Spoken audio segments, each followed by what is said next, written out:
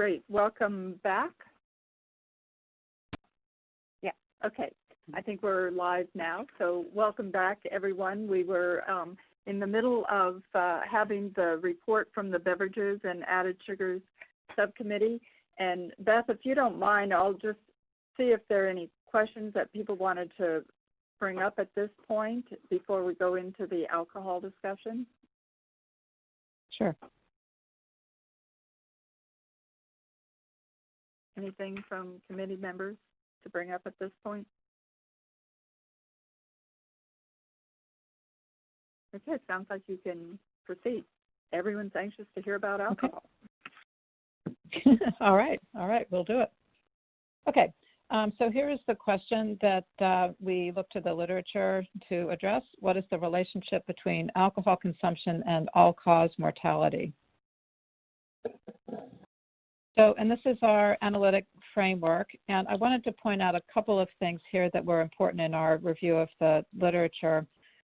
Which is to say, for comparators, our primary comparator had to do with different average alcohol consumption or different patterns of alcohol consumption among current drinkers. In other words, binge drinking as an example of a pattern of drinking. And we did have as a secondary comparator individuals who were never drinkers. And in our framework, if the comparator group was a combination of never and former drinkers, then we did not look at that because, as you would well appreciate, individuals who are never drinkers versus those who are former drinkers are really quite different in many respects, and so they really can't be commingled as a referent group. So that was one type of study that we did actually not look at. And in terms of endpoint, again, this was all-cause mortality. And we were focusing on adults, primarily age 21 and older. Considering inclusion and exclusion criteria for this literature review, we limited the observational studies to those that enrolled at least 1,000 individuals. And the dates that we worked with were January 2010 through March of 2020. And so this was the result of the screening of this literature.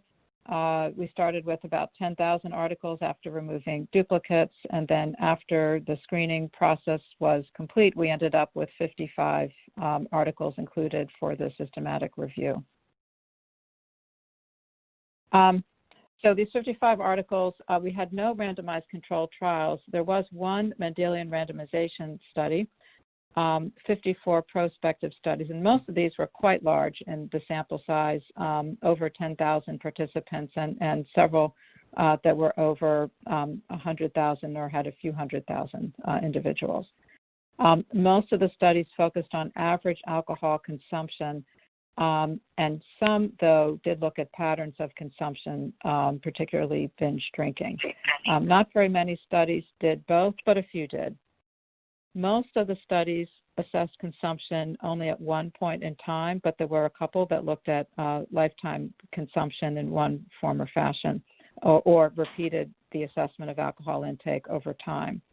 And there are a number of challenges, as you can well appreciate, in the measurement of the amount of alcohol consumed.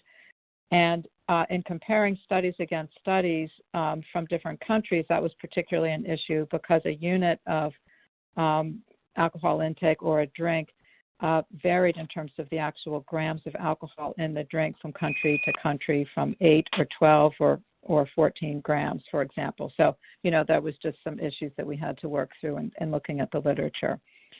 Most of the studies included middle-aged and older participants, but some included younger, which for this topic of all-cause mortality is actually turns out to be important because of the impact of alcohol on basically injuries related deaths in middle age, younger individuals or middle age particularly. So that was important here.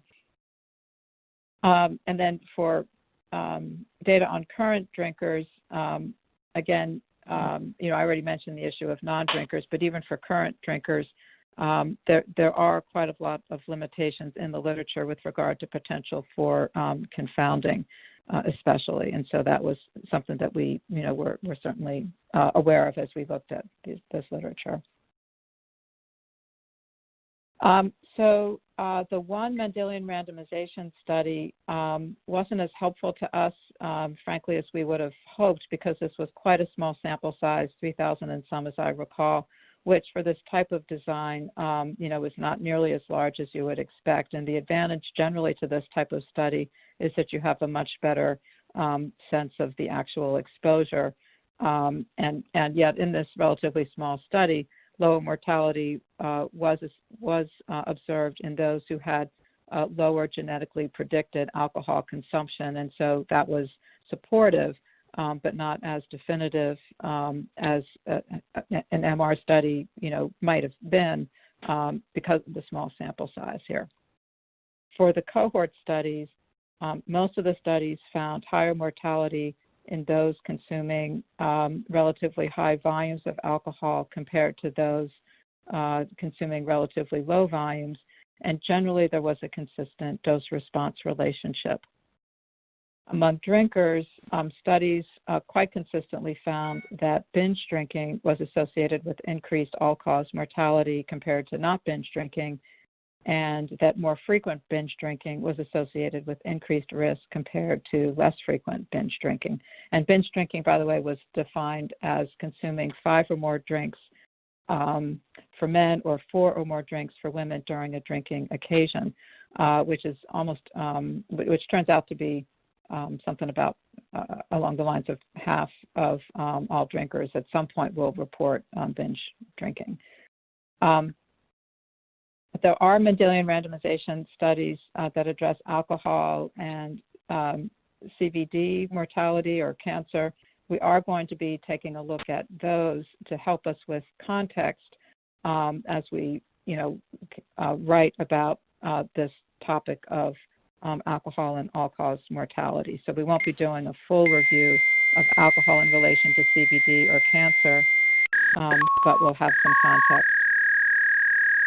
So I'm hearing some very loud beeps that just stopped. Okay, I think we're okay now. I don't know if I was the only one who heard that, but anyway. Okay. No, I heard it too. So moving on. Yeah, no. Okay. But it's now gone. Okay. So, yeah, I don't know. It it's might now have been gone. Okay. Yeah. Yeah. Okay. Anyway, so our draft conclusion statements here. Moderate evidence finds that high average alcohol consumption is associated with an increased risk of all-cause mortality compared to low average alcohol consumption among drinkers. And moderate evidence finds that binge drinking, again, 5 for men and 4 for women during a drinking occasion, is associated with increased risk of all-cause mortality, and that more frequent binge drinking is associated with increased mortality risk compared to less frequent or no binge drinking among drinkers. So the next steps that our subcommittee will take will be to, go back and re-review these conclusion statements and grading in order to finalize these, because this especially the alcohol work, was quite recently done. And then, as with all of the other subcommittees, the systematic reviews will be peer-reviewed, and will be, as I've mentioned, collaborating and working with the data analysis and food pattern modeling group for our question areas of beverages, added sugars, and alcohol for context, along with the dietary guidelines from 2015. And then with all of that put together, we will be drafting our report for the topics that we covered. And I think that is my last slide, isn't it? Yes. Yeah. All right. Happy to answer any questions. Myself or other subcommittee members can do that. And others have acknowledged the incredible support of the rest of the team, the Nesser team and others. And I want to do the same, particularly because of the amazing good cheer all the time. It's just been a pleasure to work with them. So thank you.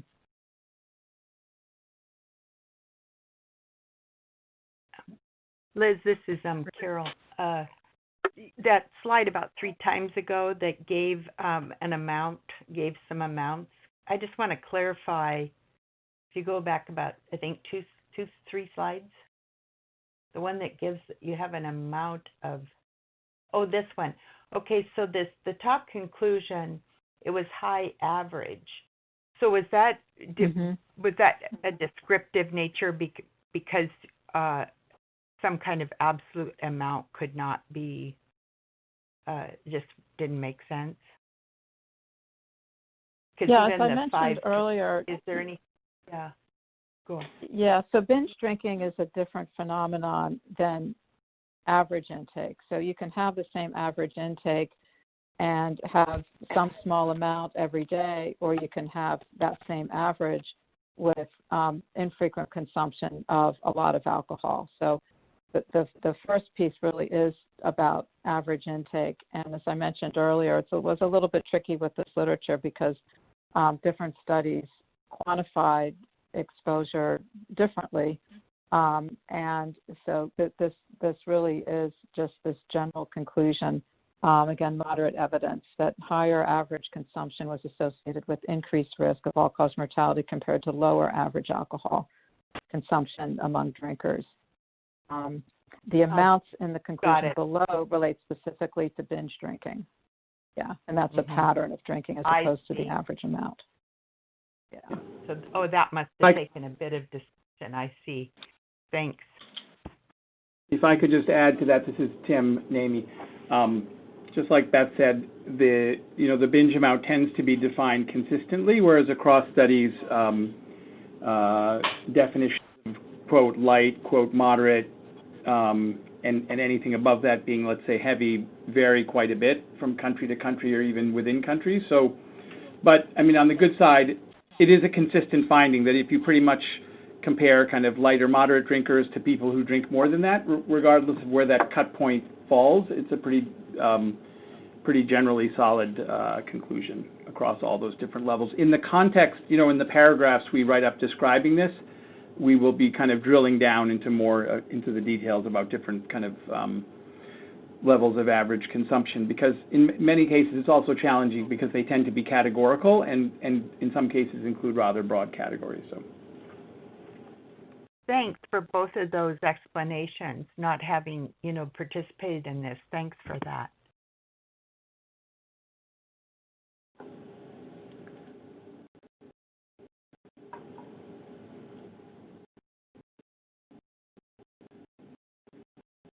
Other committee comments or questions?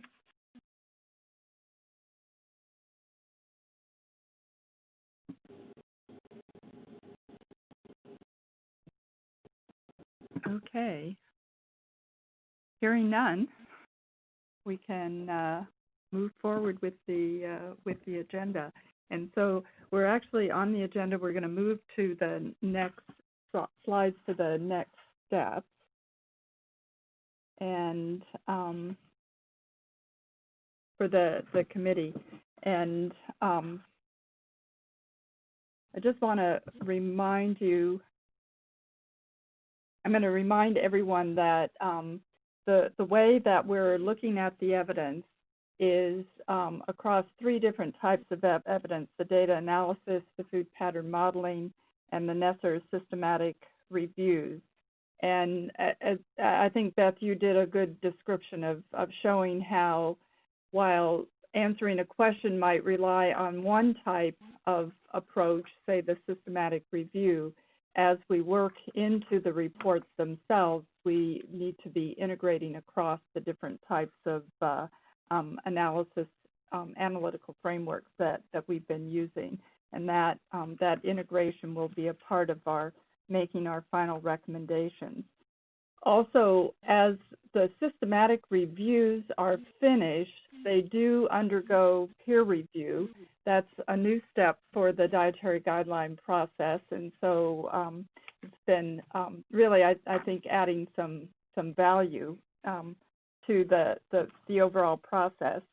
And the first round of systematic reviews went to peer review after meeting 3, and the final round will occur after this particular meeting. That peer review is being coordinated by USDA's Agricultural Research Service, and we really appreciate their stepping up to coordinate this aspect of the committee's process. And the draft conclusion statements will be posted online, but after that peer review has been completed in the process. So to describe and give a little bit more background on the peer review of the committee's systematic review, David Klurfeld, who's the National Program Leader at the Agricultural Research Service, Dr. Klurfeld has been coordinating this effort of peer review, and so we've asked him to make a few comments about the process and how it's being handled. So, Dr. Klurfeld, I'll turn it over to you. Okay, thanks very much, Barbara. There was a recommendation from the National Academy of Science, Engineering, and Medicine review of the dietary guidelines process that a peer review step should be added, but there were really no guidelines for this, so a lot of this just fell to me to determine, based on many years as associate editor of the American Journal of Clinical Nutrition, how this would be handled. And one of the things I decided early on is that the peer reviewers should wait to receive the systematic reviews until the draft DGAC conclusions were available. So we've done maybe a dozen completed reviews to date, and the floodgates will open after this meeting to get the rest of them handled. And we're only asking federal scientists to participate in this, and they're serving in a totally anonymous fashion. So there are 2 reviewers assigned to each systematic review, and those 2 people don't know who the other reviewers are. And I will point out that I've excluded scientists from USDA's Food and Nutrition Service, since CNPP is part of FNS. I didn't want there to be any appearance of a conflict of interest. So there are a number of other federal scientists from other agencies assisting in the DGA process. None of them are being asked to participate in the peer review system. So the agency's scientists are from, and I'm going to not just use the alphabet soup of abbreviations, since I know the public is listening to this.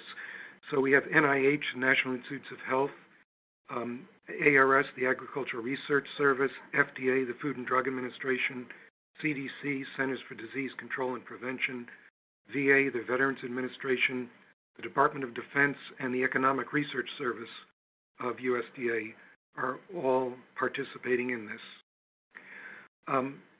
I want to point out an important factor that, having been in Washington now for several versions of the dietary guidelines, I will tell you that no political appointee from any agency has contacted me about this process.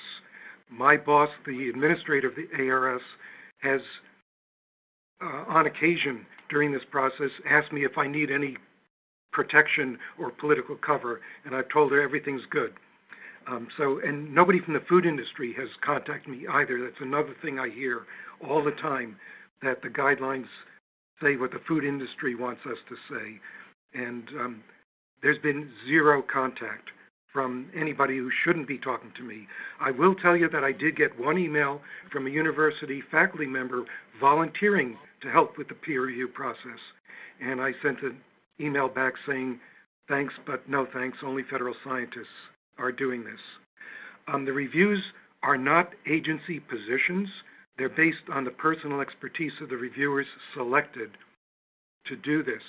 And there is no specific format. I basically asked reviewers to treat this just like they would review a journal manuscript. And the reviews have varied from one paragraph to several pages, but I have to tell you, I've been really impressed with the care and the detail expressed in the vast majority of the reviews.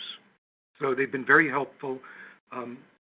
And I've sent, once I get the 2 reviews, I send them back to Dr. O'Baggy, and her staff is actually preparing responses to the reviewers. I'm assuming we're not going to make those public, just the way when a draft manuscript is submitted to a journal, you don't have draft number 1 and the reviewer's comments and the response. You only see the final manuscript. And that's what I expect will be made public. In the cover email that we sent to reviewers, along with the systematic review, we actually suggested that they focus on several components of the systematic review. And I will give you those in order of priority, with the most important being the conclusion statement and the grade, to be sure that that represents the strength of evidence supporting the conclusion statement and that it's coherent with the findings of the systematic review. The summary of the evidence, the bullets that provide the key points, the description and synthesis of the evidence, and all the text, the tables, and the figures that you folks saw were sent to the reviewers. So there was inclusion, exclusion criteria, the reasons for excluding certain studies, the evaluation of the risk of bias, consistency, precision, generalizability, all of that was provided. If there were research recommendations based on gaps and limitations identified, that was included. And then the list of all the articles, either included or excluded, was provided. In addition, each document included components of the protocol used in conducting the systematic review, which viewers have seen today and yesterday, such as the Analytical Framework, the inclusion-exclusion criteria, the search strategy, and the screening results. So the flow charts that were shown by the subcommittee chairs were provided to the reviewers. And as part of the preparation for this activity, Julie O'Baggy presented a 1-hour webinar, and we have about 86, I think it is, reviewers. We had 70 people on live. Dr. O'Baggy recorded the webinar, and we sent the link out to the scientists, and we know that a number of people who weren't available during the initial presentation did log on to view it. And her remarks were actually similar to the remarks she gave to the DGAC 2 or 3 meetings ago. Reviewers were asked to return their comments within 14 days, and almost everybody made that time. I was actually pleased to see quite a few folks return their reviews early. We've sent those comments to the Nesser staff already. They obviously were working overtime to get you folks to where we are today, so they will be sending me back responses to the reviewers, which will be distributed by me to all of them. And if they actually disagree with the reviewer comments, they will provide a rationale for that. And if the reviewer disagreed with the draft conclusion, that will come back to the DGAC as well.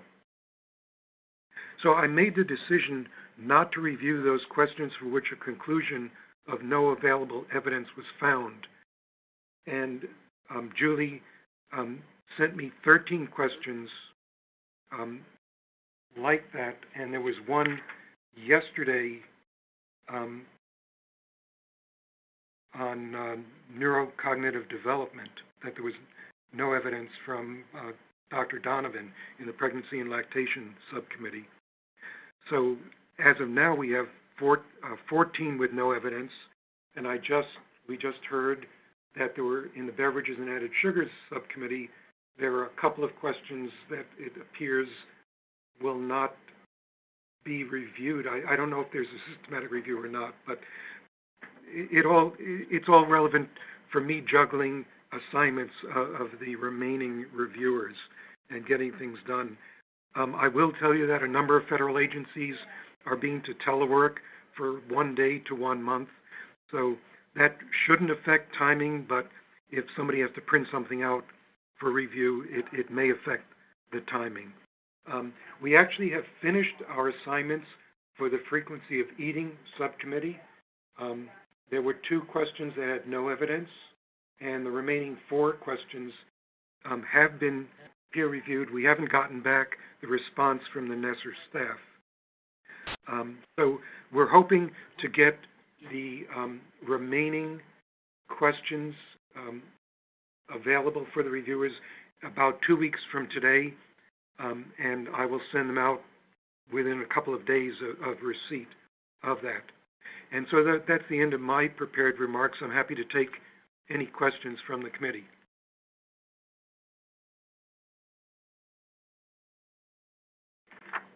Great. Thank you, David, and we really appreciate the effort that not only you in coordinating this, but all of the scientists who are contributing. This is Rachel Novotny. I have a question. Did I understand that, so the committee will only see the reviews if there's a disagreement with the conclusion? Is that how I understood the process to go? That's the correct interpretation, and that was a plan that I came up with, simply not burden you folks with lots of additional reviews that you need to do. Mm-hmm. Okay, thank you.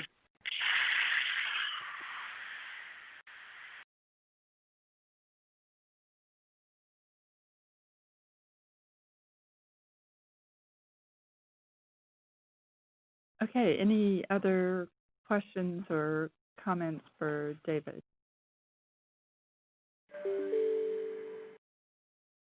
This is Eve. I was just going to note too, and for the subcommittee or the committee members.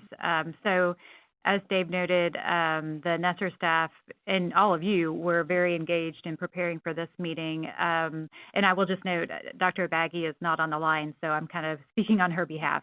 But Dave did send Julie the peer review comments that have been completed to date, and actually in the last day has shared them with the respective NESR staff.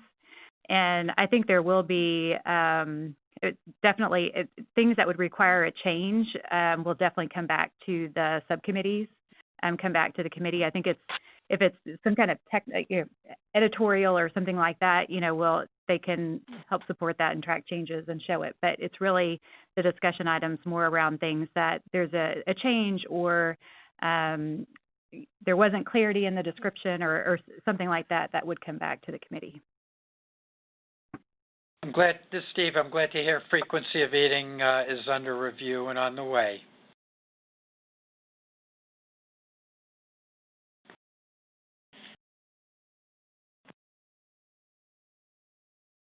Great. Well, if there are no other comments or questions for Dave right now, again, thank you for coordinating this. It's something new, and it's a major effort given the size and scope of the evaluations that are coming forward for the scientists to review. So thank you very much.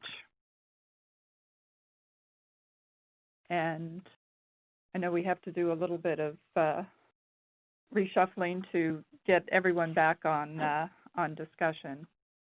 But what we want to talk about now are some of the next steps beyond the peer review. And so I'm going to start by talking about the committee report itself. And actually, if you'll just make sure your line is on mute, there's a little bit of feedback. Thanks. I'm not going to put my line on mute. So we'll talk first about the outline of the committee's report, and then I want to talk a little bit more about the integration chapter to get some input and discussion from the committee. So the committee discussion we'll do after I go through these particular slides. So the overall outline for the scientific report, I think we've all seen this before. The executive summary, setting the stage and integrating the evidence, the methodology, the evidence on diet and health, future directions, and then the appendices that support our work. So if we look a little bit more at how we're organizing the evidence on the diet and health section, the committee has recommended, and we're focused right now on organizing by life stage, beginning with pregnancy and lactation through birth to 24 months, and then 2 years and older. And the topic area chapters that will provide the Part D evidence on diet and health include the conclusion statement, summary of evidence, the links to the NESR, USDA.gov, the relevant data analysis, food pattern modeling reports. So some things will be in the physical report, some things will be handled through links. And then discussion of our findings in relation to the 2015 committee's work, and the summary of evidence related to the topic area with recommendations to the departments based on our review. So this just outlines a chapter template that will be used for that evidence on diet and health: introduction, list of questions, methodology, review of the science, discussion, summary, and references. And I know as you've given the subcommittee reports, you've been talking about when is something in a conclusion, what are some of the elements you want to make sure are a part of your discussion of your findings and conclusions. So now I want to shift and talk about the Part B, the setting the stage and the integration chapter. And just to remind you that the purpose of this integration chapter is to synthesize the major themes and findings from our report and really provide an overview or a kind of big picture of our advice to the departments for the upcoming edition of the Dietary Guidelines for Americans. In terms of a process, this is something that Dr. Kleinman and I have been working on, and so we decided that it would be useful to have a working group that would work with myself and with Dr. Kleinman to draft the chapter. And the working group members that we've identified that have agreed to serve: Jamie Ard, Teresa Davis, Richard Mattis, Jamie Stang, Elsie Taveras, and Linda Van Horn. And we think they'll be able to bring perspectives from the various subcommittees to help in crafting the integration chapter so that it will reflect a synthesis of the work of the committee as a whole. I would note that Dr. Kleinman and I have been keeping notes from the discussion at each of the public meetings. And of course, we have the minutes from each of our meetings. However, we do know that over the past few weeks, everyone has been involved in a hands-down, full-out intensive work at the subcommittee level to complete the work prior to this meeting, to complete as much as possible. And so we've deferred having a discussion with our working group until after this public meeting, and so we will start that process later this month. So what I'm going to do in the next few slides is highlight some of the themes and issues that we have compiled to date. Some of it is probably still at a high level, but I think it would be very useful to me and certainly to the working group to get your input. You know, this is intended to reflect our work as a committee, and so your input is very valuable as we proceed. So if we focus on some of the major themes under discussion, I think part of setting the stage for our report is to identify the public health challenges. And these, particularly those public health challenges that are diet related and for which improvements in the American diet can have an impact on promoting health and reducing risk of disease. The prevalence of overweight and obesity across life stages has certainly been an overriding challenge, and I think for most of the topics and questions that the committee has reviewed and for which we've looked for evidence, we've seen it related to this particular area. And the committee has also repeatedly brought up the concern that the prevalence of overweight and obesity can in fact be a driver for the prevalence of chronic diseases in the American population. And we know that these chronic diseases are associated with diet and lifestyle, and that this is another major public health challenge that our committee has examined in its evidence reviews. Clearly, diseases such as type 2 diabetes, CVD, certain cancers are known to be among the leading causes of morbidity and mortality in the U.S.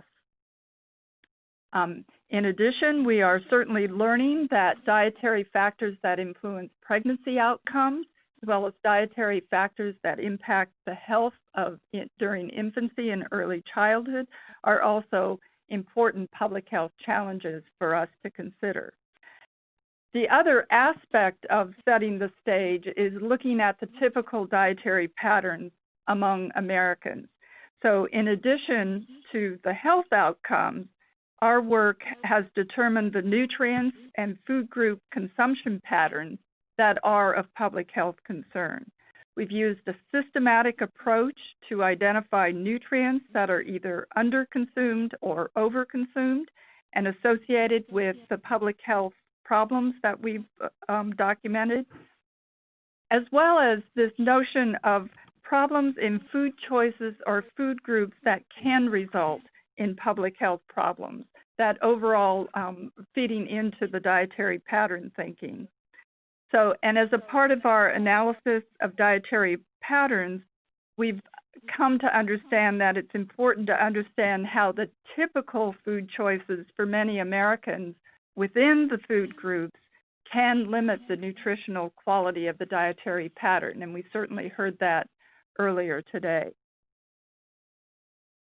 So another part of then our major theme is obviously the theme of life stages. And for this cycle of the dietary guidelines, it will be the first time that a full picture of life stages will be used as an important organizing principle. And we've been discussing how making healthful food choices carries across all life stages, and that introducing foods into an eating pattern early can influence choices over the lifetime. We've discussed key transitions in dietary patterns, beginning with infancy and dependence on a single food, and then building a variety of foods throughout childhood, as well as more independence in making food choices as children develop, become adolescents, the sort of metabolic changes that are important, and then the importance of building awareness and acceptance of food choices that promote health and reduce risk of overweight, obesity, and chronic disease over the lifespan. Within adults, we've discussed the importance of meeting needs for pregnancy and lactation, as well as understanding how to adapt dietary patterns for special dietary needs or food choices, including the importance of making adjustment for the needs of older Americans as well. In addition to the transition in diet between life stages, each life stage contains its own unique transition points, and this was discussed quite a bit at the Houston meeting. Some examples include children moving into daycare or school, adolescents or younger adults with a transition from living at home to more independent living, variations in physical activity, as well as special nutrient needs or dietary patterns that are important for accommodating specific nutrient needs, health status, and lifestyle. So the other major theme for organizing has clearly been the focus on dietary patterns. We certainly recognize that previous dietary guideline advisory committees, DGACs, and subsequent dietary guidelines have focused on the importance of dietary patterns as a framework for the dietary guidelines. And we're also now seeing from our work that using this focus is then important within and across life stages. And I think of particular importance, and has been noted in the subcommittees, the expansion of literature and evidence related to dietary patterns in this area has really been very valuable for the work of our committee, building on previous reviews. So the work of our committee has found that dietary patterns can be characterized in various ways and have different names and descriptions. However, it seems that the most important characterization of the patterns are the foods to encourage within the pattern and those to limit within each of the eating patterns or dietary patterns. So the patterns remains the focus. I would observe that related to this characterization, we have discussed that characterizing only a macronutrient profile, doing that alone does not seem to be enough to evaluate the value of a dietary pattern to promote health and reduce risk. It's knowing the quality of the underlying food choices. That's what seems to be most important to provide an assessment of quality. In other words, a reductionist approach may help us to tease apart certain dietary components related to health and disease risks, but we need to have a bridge from that knowledge to dietary patterns to understand those components in the context of the full pattern. And I just want to give a couple of examples that I think come out of the discussion today and previous meetings. So if, for example, we've addressed a food component such as added sugars as a food component to limit in the diet, but the bridge to the dietary pattern is the evidence that highlights the importance of limiting foods that are top sources of added sugars, the sugar-sweetened beverages, sweets, and desserts, for example. On the other side of something to get enough of, we know that few Americans achieve or exceed the AI for dietary fiber intake, which highlights the food component. However, a dietary pattern that addresses fiber will focus on whole grains, fruits, vegetables, legumes, and other plant foods. Even in our examining of saturated fatty acids, we've had that discussion that it's important for us to consider the type of dietary patterns that result in a pattern that enables replacing saturated fatty acids with polyunsaturated fatty acids. So,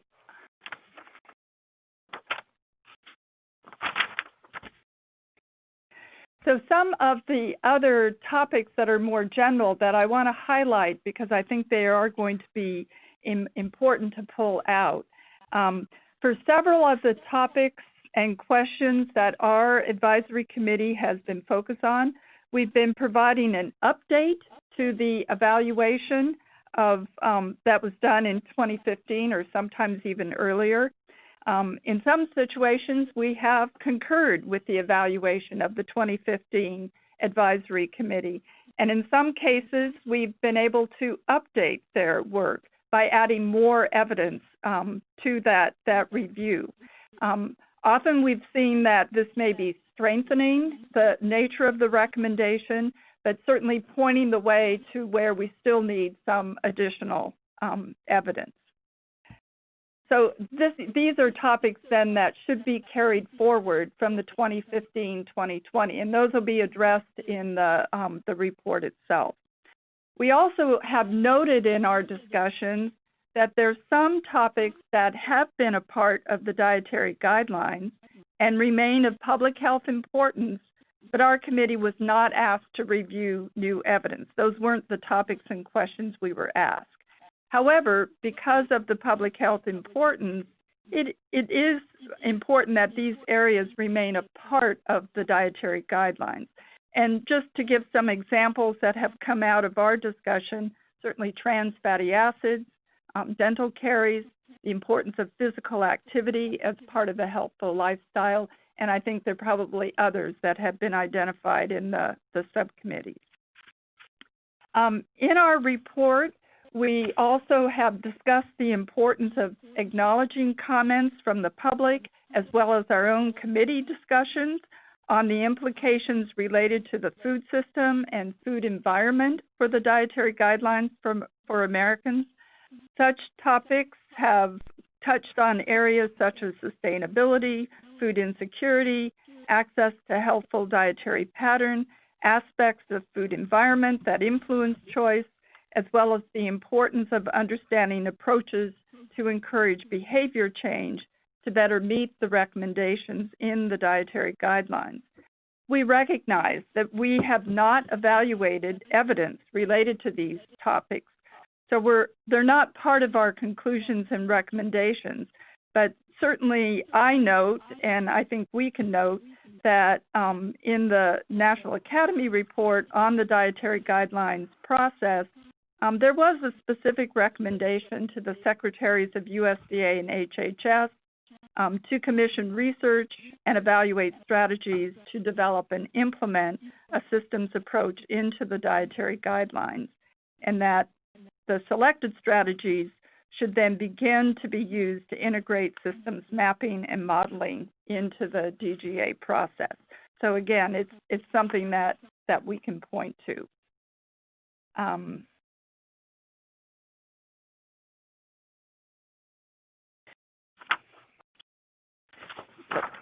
Okay, next slide. So, and then there are also emerging topics related to the dietary guidelines for Americans. And I think that the integration chapter should reflect some of the discussion that the committee has had on these types of topics. I think the depth of this topic will be covered in the future directions, but there's some overarching themes that should be considered here. So several of the questions that we've been trying to tackle begin to address topics related to how we eat, not just what we eat. And I think we often found that there was insufficient evidence to tackle some of those questions. But it's likely that prior to the next cycle, there may be more evidence available. So we don't think it's a topic that should go away, but something where new research can help us understand if there are recommendations that are needed in this area. I think we should be able to highlight areas of consistency across cycles of the dietary guidelines for Americans. And such consistency, I think, can strengthen the message of the importance of nutrition and food choices in health promotion and disease risk, disease prevention of chronic diseases. Illustrating this consistency is important to support the motivation for changing behavior.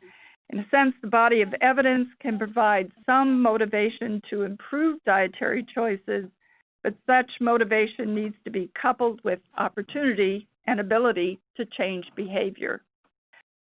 Throughout our discussion, we have highlighted the values of certain resources to provide data and the evidence for updating and adding to the scientific base that supports the dietary guideline.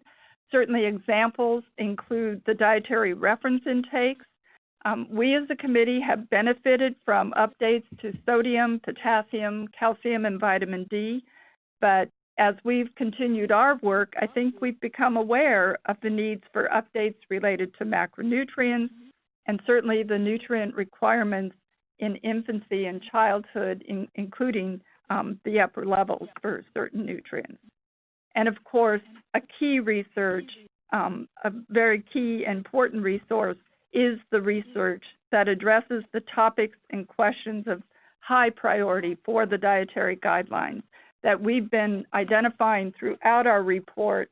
And I think we had some discussion earlier of ways that we can help magnify the importance of that research. So that's sort of my run through of just, again, sort of high level. I want to have some opportunity for comment from the members of the committee, but I'd like to first turn to Dr. Kleinman for any additional comments or perspectives that you would like to add. I think you've done a wonderful and complete job, Barbara, so I really don't have anything additional to add.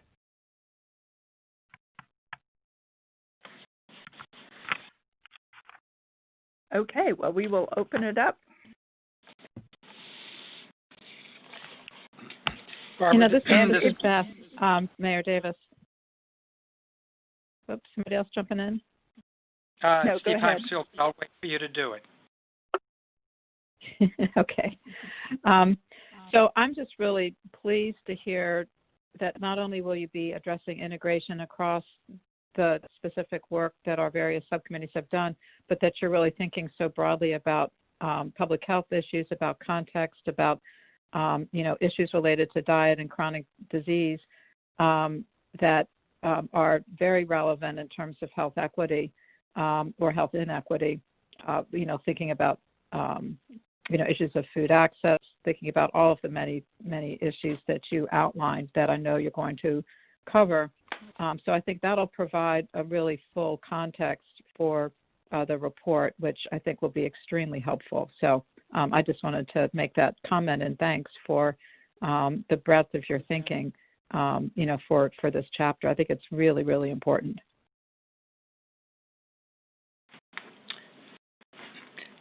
Okay, this is Steve Heimsfield.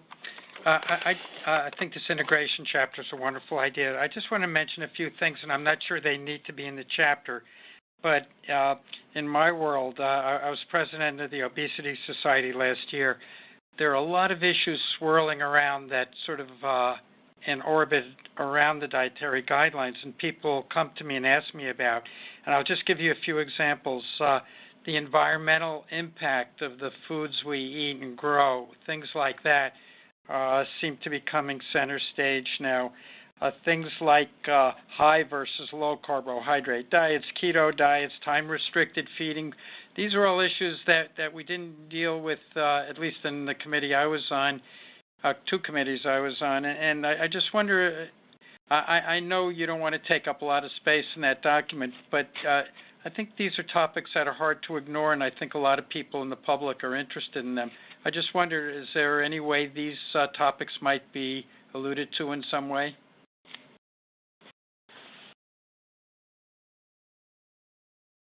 Yeah, Barbara? thanks, Steve. Thanks for the comment.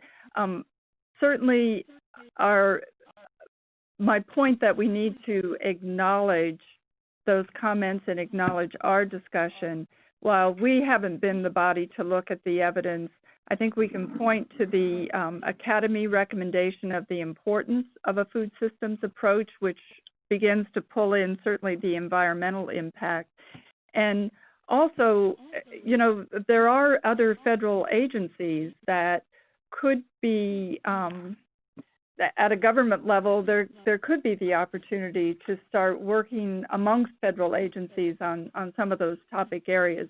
Again, it's not something where we're making a recommendation because we haven't reviewed the evidence, but we can point to the fact that this is something we observed from the comments we've received and the discussion. And with respect to what you've pointed out on the different dietary patterns, high, low carbohydrate, keto, we certainly have seen that a lot of comments have addressed those types of diets, and oftentimes they are being presented in the context of treatment for chronic disease, such as type 2 diabetes, or as a part of a weight loss program. And so certainly our focus has been on maintaining health, reducing risk. I think we can point to the fact of the interest in this area and the need for the federal government perhaps to start thinking about what is the process to deal with it. If it's not the dietary guidelines, where else can it be dealt with? Yeah, those are great points. So this is Sharon Donovan.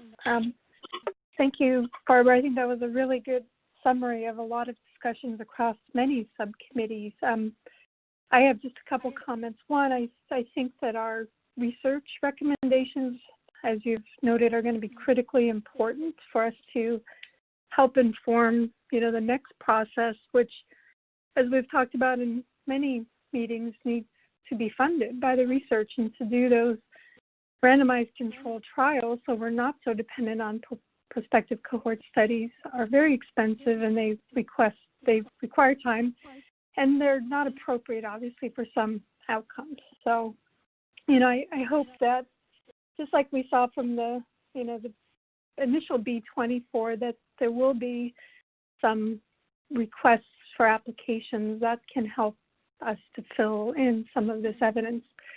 The other thing I was thinking about in the saturated fat discussion, and I think it makes sense from this idea, that this concept you talked about, bridging from nutrients to food patterns, is perhaps I'm thinking about the food matrix. And this is something that I've heard, for example, Arnie Astrup talk about in terms of saturated fat. It's like all saturated fat is not equal, right? Not only in its fatty acid composition, but the food matrix in which it exists. And so there is some evidence comparing, for example, dairy saturated fat with meat saturated fat, or with butter, with cheese. And I'm not sure in the evidence if it's sufficient to analyze that, but at least perhaps to bring that into the fact that I totally agree with the dietary guidelines taking a food-based approach, but I think that, to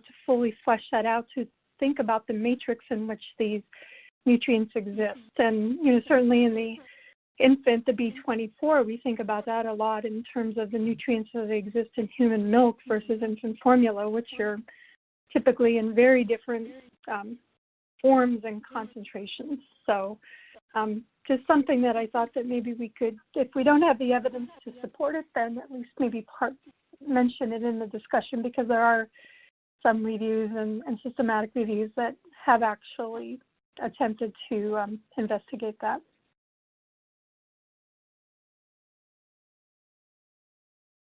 Great, thanks. This is Barbara, Kay this Dewey. is Lynn. Oh, sorry. Go ahead. Okay. Yeah, I just wanted to mention that it may be useful to include some discussion of physical activity, not in depth, but when the integration chapter is discussing prevalence of overweight and obesity and chronic diseases, making sure not to forget about the physical activity side of the equation, I think is important. And then I'm assuming that at some point today we'll have a chance to maybe talk a little bit more about the nitty-gritty of the chapters. I have a couple questions about getting those written, but this is probably not the right time right now.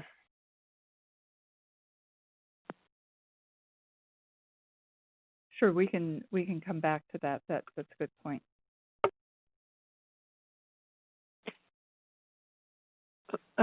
Barbara, this is Linda Van Horn, and I would just echo the accolades for your very comprehensive overview of this integration chapter and all of the details related to it. And I certainly support everything that you said, but I'm wondering if just in terms of organization of this approach, while we consistently talk about building from the 2015 guidelines, et cetera, I would love for us to sort of highlight the totally new direction that this report is taking, in the sense that we really are initiating a life course overview of diet and health for the first time. And I think that the emphasis that we have, you started out, I believe, I don't see the slide in front of me right now, but you very appropriately started out with overweight and obesity as being a major public health problem. But I think that, now that we are at a point where we recognize that the origins of overweight and obesity actually do start very early in life, in fact, potentially in utero, I would love that, we were able to fully capture the importance of starting with healthy diet behaviors that are supported and continue throughout life for prevention of chronic disease, and recognizing that, again, our current or traditional approach of dealing, diagnosing and treating a problem after it's developed is not necessarily in the public's best interest if we know more and more that these, again, origins begin with early diet behaviors and, taking the opportunity to fully support and encourage a life course view of these dietary recommendations.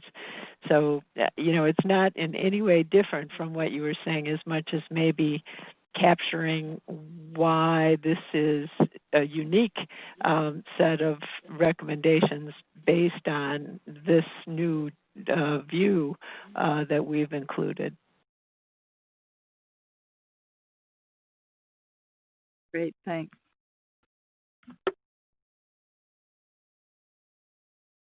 This is Rachel Novotny. I'm very pleased to see the range of topics and ideas that you're thinking about for that chapter. It sounds like a lot of what we've talked about is there. One thing that I'm wondering about, and I'm wondering out loud, is if it goes there, or if it goes in the report at all, and where any comments from us about the process, since the process has changed and a few things are being developed as we go. For example, as we just heard from Dr. Clearfield about the review process, whether, and perhaps in the context of thinking about DGAC cycles and just whether that will be there, or what, if you've given that any thought as to whether we comment on that, whether you think it's appropriate. It's a good point, Rachel, because certainly I've thought about that, and I know Jamie Ard and Carol Boucher and I were on that National Academy Committee, and so we've sort of been sensitive to where recommendations have come into play. I think there probably could be an opportunity in the future directions to highlight some of those things. And the challenge is, we don't have a formal discussion about that, but certainly in working with that drafting group, we may be able to pull together some ideas that we would want reflected. I think my hope is it would be useful to the department too, since they've instituted a lot of new things. So we'll figure out a way. Yeah, and also that there just seems to be a lot of, misunderstandings about what the process is. So to kind of lay it out, use this opportunity to lay out what is and isn't and so on. Just seems like an opportunity, but yeah, thanks. And this is Teresa. Yeah, Davis. And I think it's important.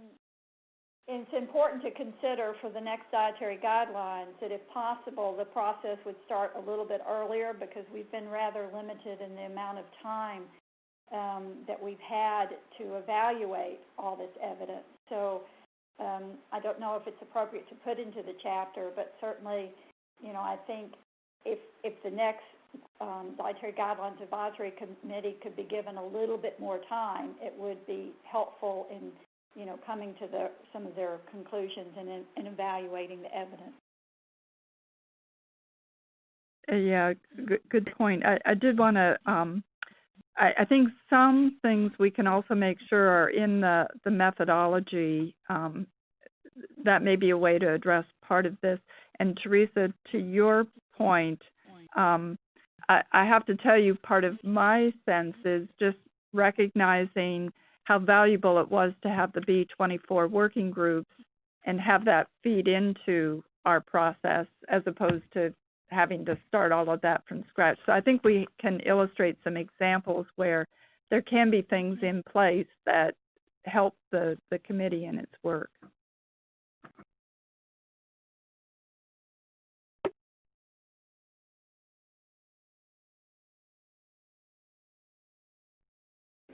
This is Jamie Ard.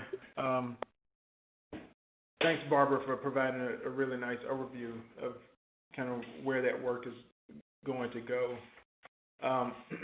One thing I think that's interesting to think about that struck me today, after sort of summing up all of the presentations, especially related to dietary fats and sugar-sweetened beverages and alcohol. So when we look at those in isolation versus what comes out of the subcommittee around dietary patterns, where they're very consistent sort of recommendations around reducing intake of added sugars and sugar-sweetened beverages in those patterns, or inclusion or exclusion of alcohol or lower intake of saturated fats.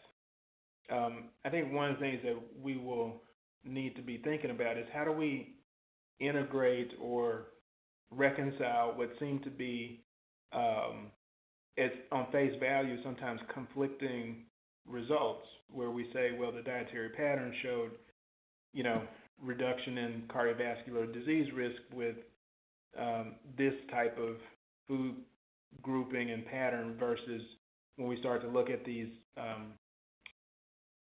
different nutrients or food components in isolation, maybe the data aren't as always consistent or as strong as they might have been when we think about them being included in a pattern.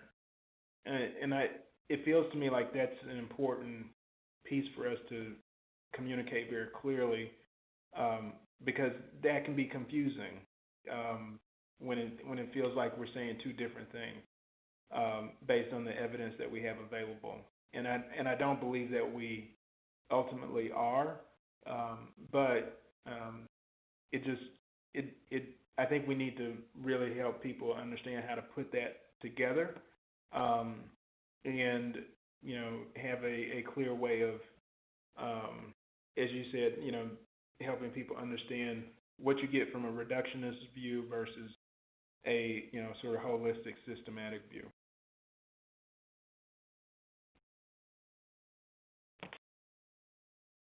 Great, thanks.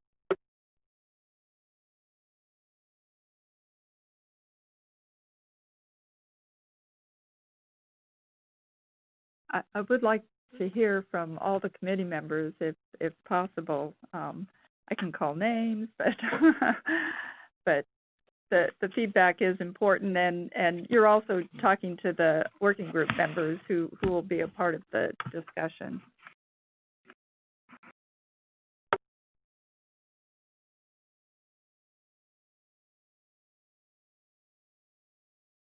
This is Lydia Bazzano. I just want to second what has been brought up already by you, Barbara, and also by Jamie, and the idea that this is, and also Linda, how complex this task is, and that you're going to explain and also hopefully prepare for our future guidelines.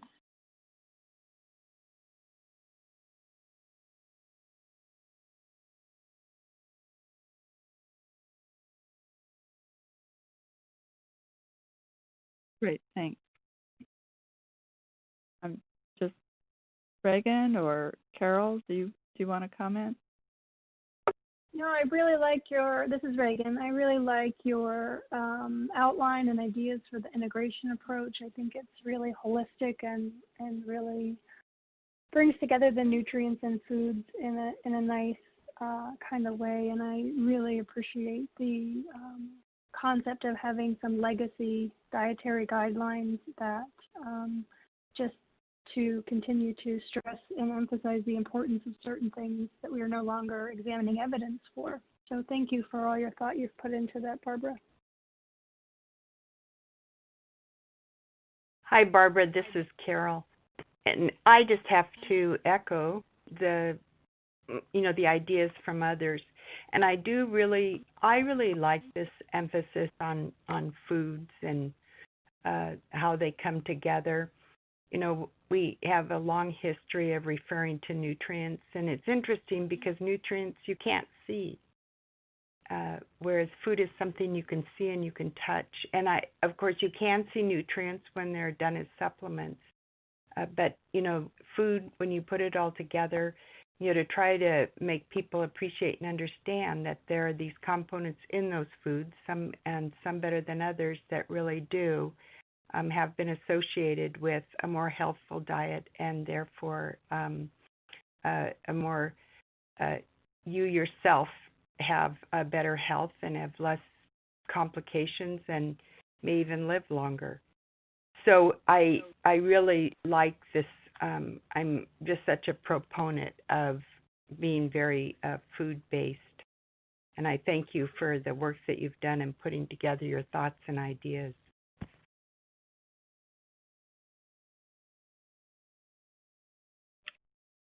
So Heather and Rick. Oh, great. No, I can wait. Yeah, this is Rick Mattis. I couldn't agree more with everybody's views that context is critical in interpreting anything that we find. So we'll do our best to provide that background to bring it all together and make sense.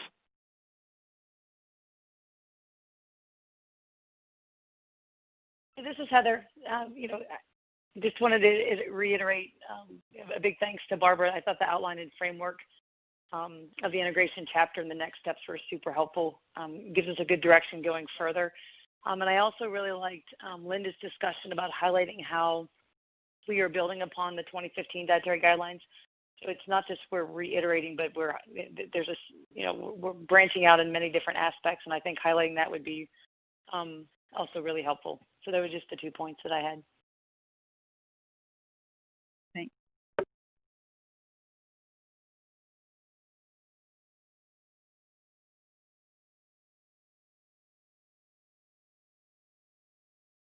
So, Siobhan, did you want to jump in?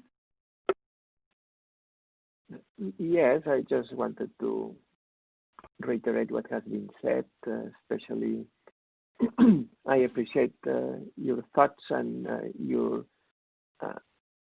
I would say, quite detailed outline of what could go into this integration chapter.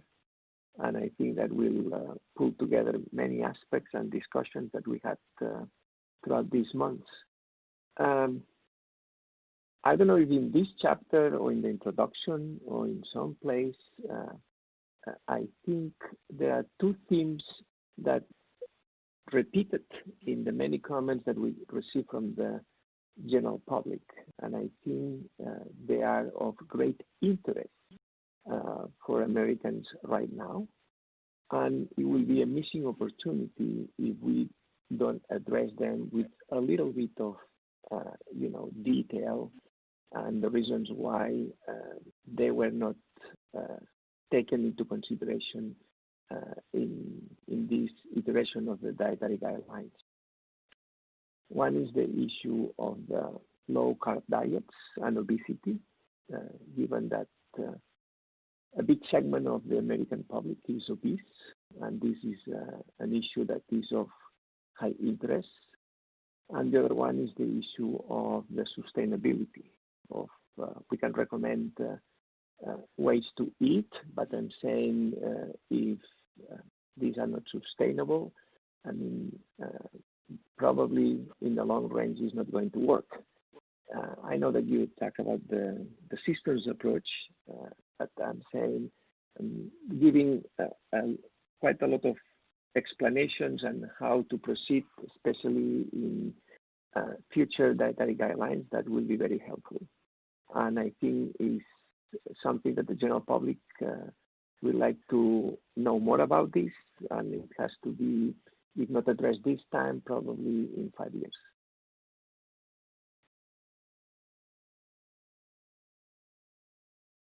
Great, thanks. So let me see, Tim and yeah, Linda, that's for. Yeah. Oh, okay. I can start. Thanks, Barbara. That was really nice. And this integration chapter makes me think, obviously by its nature, the advisory committee report is doing a lot of our work is very granular, and very detail-oriented and very, very much in the weeds. But I think at the end of the day, the dietary guidelines, if anything, are still not easy to access and to understand for the American public, and need to be boiled down into, a reasonable number of relatively simple things where the evidence allows. And I think all the presentations over the past couple of days and the integration chapter will hopefully provide the detail, but then the integration chapter is a nice pivot towards helping to kind of package it up into some clearly discernible, relatively straightforward messages about how to improve the American diet, both, in terms of what they eat and what they drink.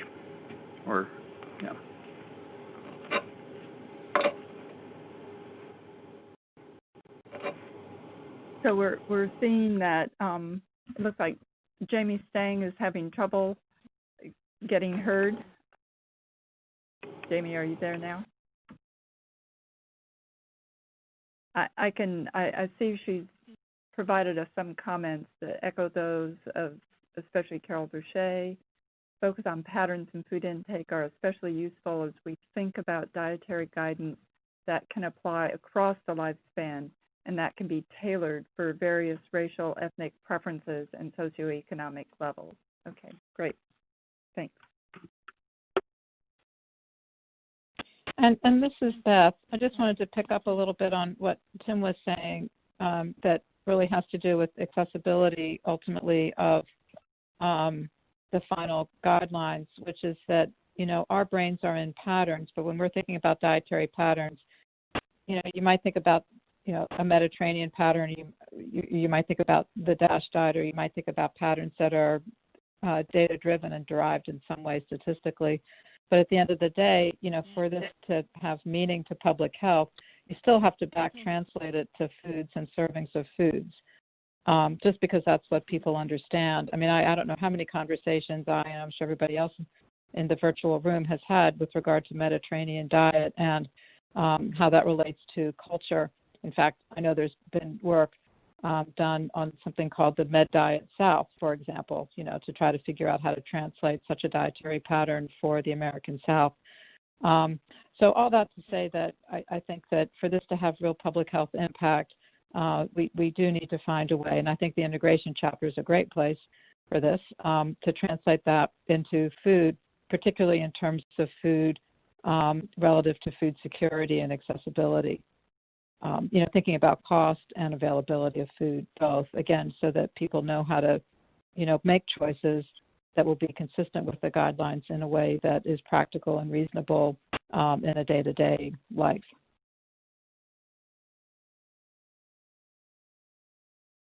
Great, thanks. And let me see, I think Linda Snetzler and Elsie Taveras. Yes, I apologize. I was also having some trouble getting off mute. But I want to congratulate you on a wonderful presentation and feel that the idea of moving to this focus on foods and food patterns is incredibly important. My feeling is, too, that some of what my committee is doing with dietary fats can also play into food patterns. And so that I think that whole integration concept around food patterns, where we're looking at things in a variety of ways, but yet very much focused on food patterns, the whole concept of replacement, if we're thinking about foods and dietary patterns, can be very important and incredibly important, I think, from a public health impact point of view. So thank you again, Barbara. Great. Thanks, Linda. And Elsie, are you on? I am. Sorry, I was on mute. I just wanted to echo how important the practical aspects of what our messaging is going to be, how important that component is, and really helpful to see the outline of the integration chapter. I can't stress enough one of the things that you mentioned, Barbara, of how helpful it was to have, at least for the B24 work group, to have some of the findings and the reviews that happened prior to the work of our committee. That was especially helpful given the limited time that we had for, the truncated time this time around for the committee. But really just echoing what others have said, and thank you all again for all the work and the integration. Great. And Kay, did you want to comment? Yeah, thank you, Barbara. I had one more comment. I really liked the slide on emerging topics, and the first bullet point there was understanding how we eat as well as what we eat. And I wanted to just mention again that for Birth to 24 Months, we didn't have any questions given to us on the how. So it's important to mention that wasn't covered this time, but issues like responsive feeding and exposure to a variety of vegetables and fruits on a repeated basis, those are really critical for building healthy eating habits and the ability to self-regulate. So I just want to make sure that that's mentioned in the integration chapter because we won't have a chance to really cover it in the other one. Thanks. And this is Carol. This is Carol, and I just want to follow up on that because, you had, I wrote down this sentence, understanding how we eat as well as what we eat is important to consider. And really, we had we had a group addressing that, and there was really there really was little available. So it's something that it's neat. We thought of it, that we needed to put it in, and there really is very little out there. So it really has to be emphasized.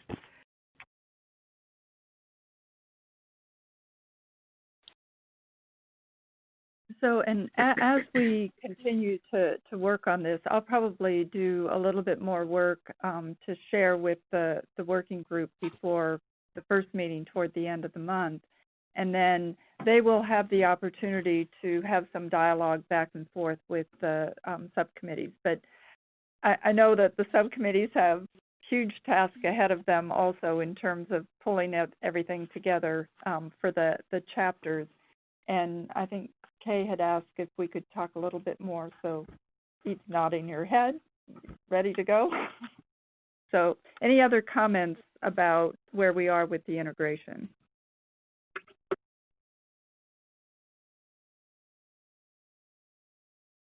Okay, so go ahead. I would just be, Kay, this is Eve. You noted just that you had some questions. Happy to talk through those as much as we can with the information that we have. And then if we need to coordinate a call with Ann Rogers, happy to do that as well. But if you would have questions raised, we're happy to try to deal with those now. Okay, thank you very much. I guess the first thing that would be helpful is if we could be sent again the overall outline of the report. So we have the most recent version. It's sometimes hard to find in the folders. And then specifically, I had a question about what we do when a particular question did not actually get reviewed. So for example, in one of our chapters, we were supposed to look at human milk and infant formula and developmental milestones and neurocognitive development, and that review did not occur due to time. So there's a placeholder in the chapter outline, and I'm not sure what we do there. And then I'm also not exactly sure what we write when we did a review and there was no evidence. I'm guessing that we would say that, but then when it comes to the discussion, there's not a whole lot to say. So it would be helpful to get some advice on that. Thanks. For the latter one, I would say Stephen Heimsfeld's probably the expert at that right now. Thanks. I'll take that as a compliment.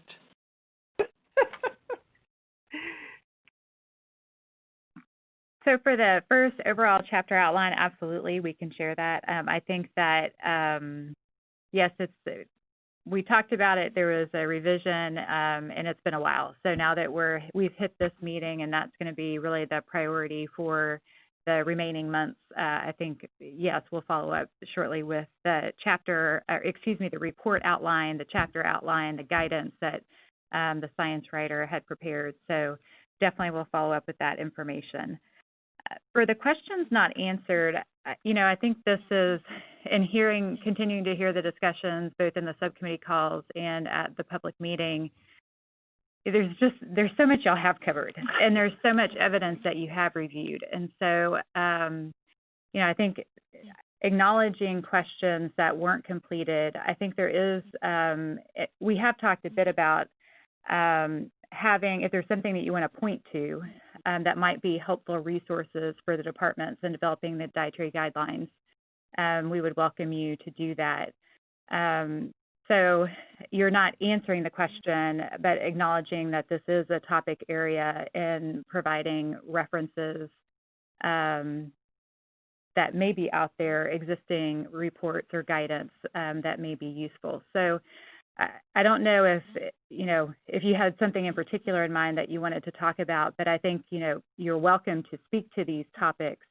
I do know there's been some discussion within beverages and added sugars of perhaps, having some contextual conversation around a few different topic areas. So I think we were seeing that more in the discussion area or in the introduction, rather than here is a question, here is an answer to that question, but more in the introduction, discussing how, for example, you focused on your efforts on the human milk infant formula and growth size body composition question. The developmental milestones is an important topic. Here's some potential resources related to that, but then the focus of your discussion really being on the growth size body comp and the existing work from the PB24 project that y'all are using. So I think it could be set up as part of your introduction, or it also included as part of your discussion. But so essentially not a part of the list of questions with conclusion statements, but more contextually either in the introduction or the discussion. But happy to talk about that more if you had additional thoughts. For the reviews with no evidence, that's still a question, and it's still a conclusion statement, and there will still be summary bullets, and there will still be the portfolio at nesr.usda.gov. Now, what that means at the end of the day, so when you write your chapter, you'll, as Barbara noted, have a discussion and a summary. I think it would be helpful to say, so what? What is that? So what does that mean for the development of the guidelines? And I think in some cases, for like dietary patterns, you're looking at a series of, 8 outcomes. And so kind of bringing it all together. For pregnancy and lactation, you have a series of questions on dietary patterns. Some of those have no evidence, but some of them do have evidence. And when you look across those, kind of bringing it all together, I think it would be helpful in the discussion or summary, and I think the summary is where it's noted to kind of have this discussion about, so what does it mean that there's no evidence? Does it mean that more research is needed? Does it mean that, this isn't an area of interest in developing the dietary guidelines? What does it mean at the end of the day? Or does it mean we didn't have evidence for this outcome, but we had evidence for 4 outcomes, and so collectively this is what we would recommend? So those are just some thoughts. I do agree. I mean, the Frequency of Eating has started working on their report, if not come close to being pretty drafted. So if they have guidance around that piece, would be open that up as well. But I don't know if that helped, or if you have additional questions, happy to continue to discuss it. That was very helpful. Thank you. Yeah.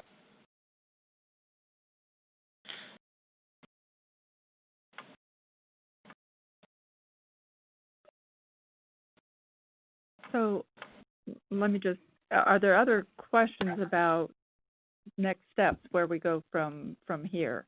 I think that was a good perspective on drafting the chapters, but that we're sort of shifting modes from doing the systematic reviews to now integrating across the various data sets, and also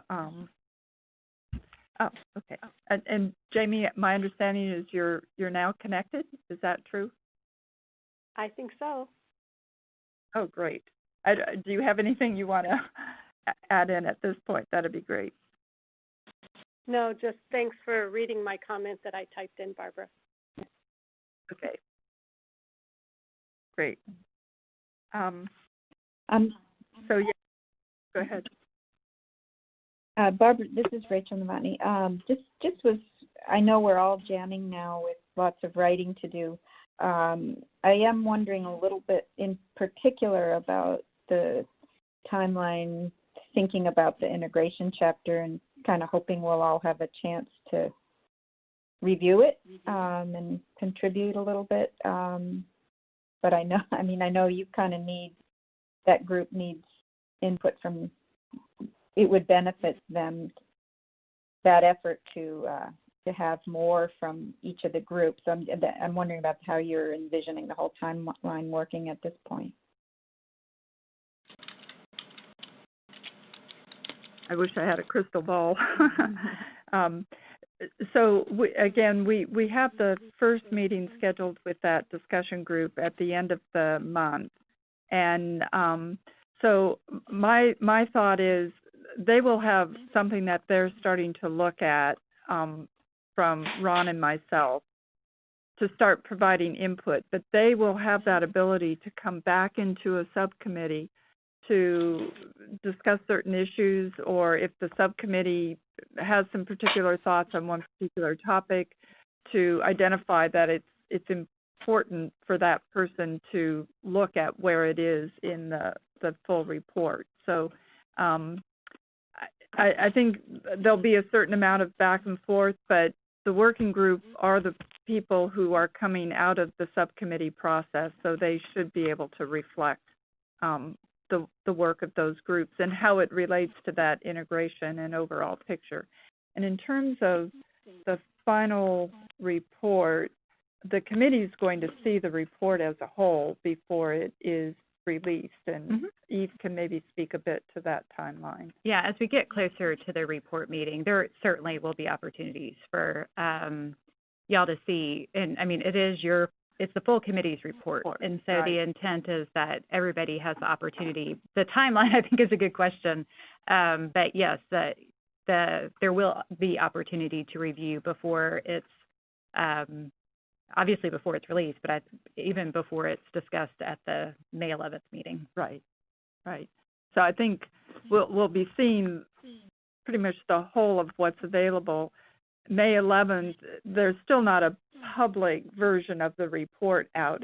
That's our making a presentation, and with the idea that by the end of May, the final report will be submitted to the secretaries. And I always like to emphasize that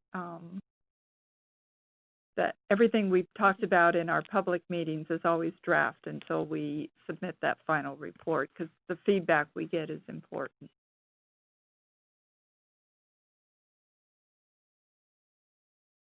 So other questions or comments about the report itself, or where we go from here?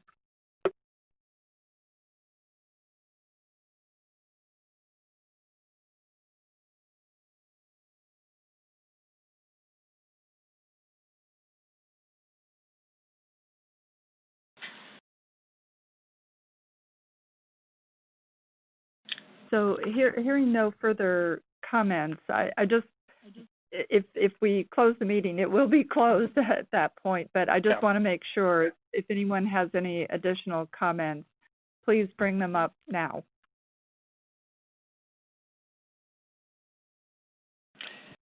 This is Steve. Yeah, Barbara, I just have a question. Go ahead. Okay.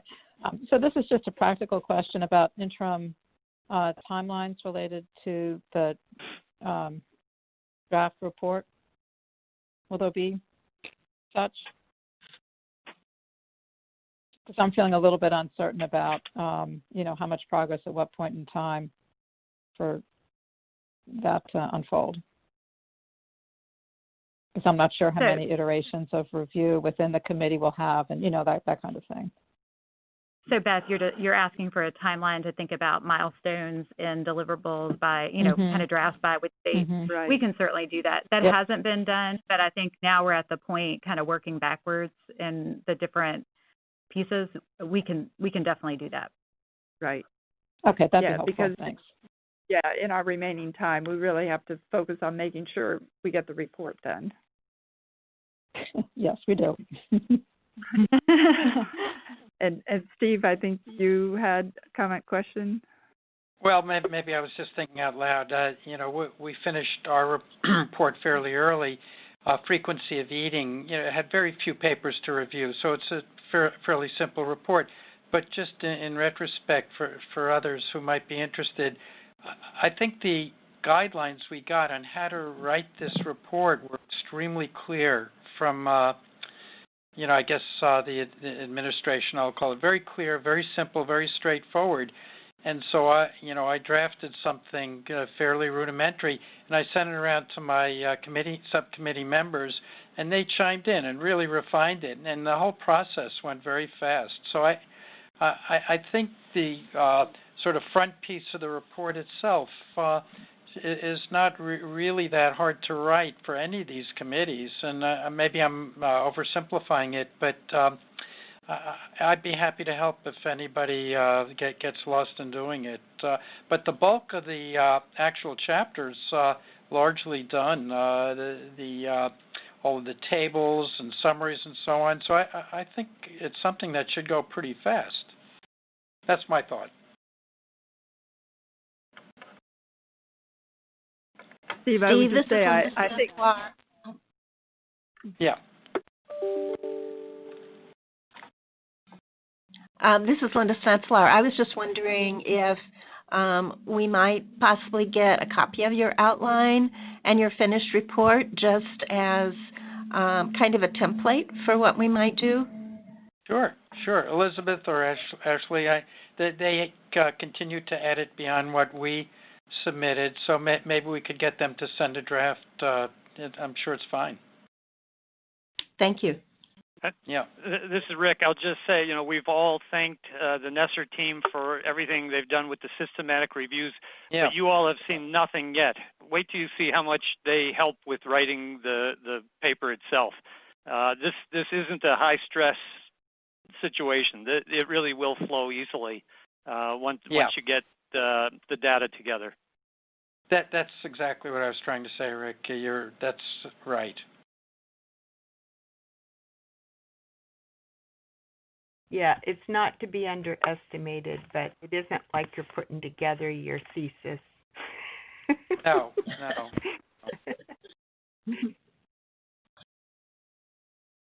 So, Steve, I think this is Eve. Maybe be careful what you offer, but I think you have a lot of takers on assistance. But just a note, that's helpful to know. It was our science writer. We do have a science writer who is really taking the lead on developing the outline for the committee's report and all of the guidance. And she's been helped with the Dietary Guidelines Advisory Committees for our last two committees. And so that's been great to have that kind of history and kind of thinking about and pulling together those templates and those outlines. So thanks for that feedback.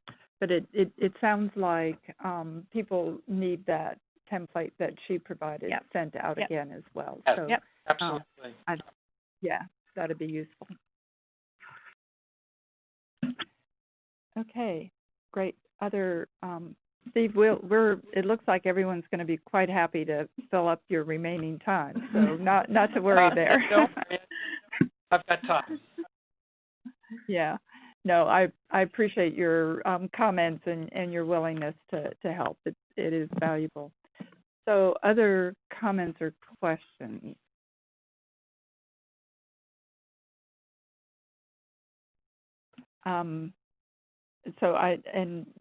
are you gonna? Okay, I'm gonna turn it back to Eve, and you'll be sure and repeat the dates for comments and whatnot too. So, I'm gonna.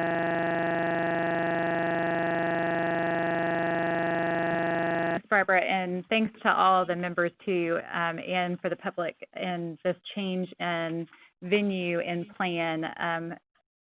Just really thanks for all the flexibility.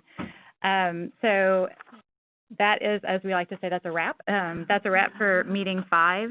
I do want to note that meetings from this, materials from this meeting will be archived on our website. So we'll try to get those materials up as quickly as possible. At a minimum, we'll move to trying to get the recording available as quickly as possible, which is what we did for meeting 4 as well.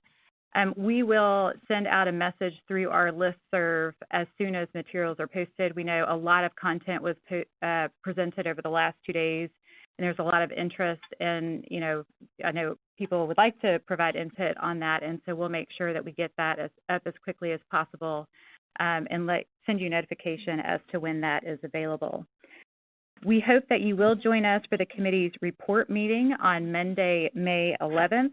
And as we've mentioned before, that this will be the first time for the committee to hold a meeting that will focus on discussion of its draft report to the departments. So this is another thing we'll provide more information as we get closer, but for now, if you'll just hold the date.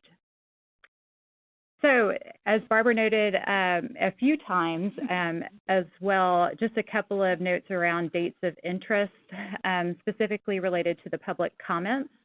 If you have comments related to the discussion at this meeting, you're asked to submit them within the next 2 weeks. And so 2 weeks is Friday, March 27th. As she has noted, comments to the committee are welcome anytime, but to be most useful for the committee's discussion as they move into finalizing these systematic reviews, please try to submit them within the next 2 weeks.